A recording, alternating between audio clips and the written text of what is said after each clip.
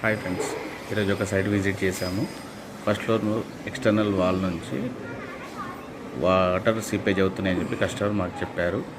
అదేంటని మేము ఇన్స్పెక్షన్ చేస్తే మాకు అర్థమైంది ఏంటంటే, ఇంటర్నల్లో బాత్రూమ్ నుంచి లీకేజ్ అయ్యి ఎక్స్టర్నల్ వాల్ నుంచి బయటికి వాటర్ వస్తున్నాయి. అక్కడ చేసుకోవాల్సిన ట్రీట్మెంట్ వచ్చేసి బాత్రూమ్ కంప్లీట్ డిస్మాంటిల్ చేయాల్సిన పరిస్థితి వచ్చింది. ఇప్పుడు proper plumbing lines, water lines బాగాలేవు. దానివల్ల ఈ ఇష్యూ స్టార్ట్ అయిందండి. Thank you. ఎవరికైనా రిక్వైర్మెంట్ ఉంటే water proofing works, terrace leakages, wall leakages and bathroom leakages ఉంటే ఈ స్క్రీన్ మీద కనపడుతున్న నెంబర్ని కాంటాక్ట్ చేయండి. Thank you friends.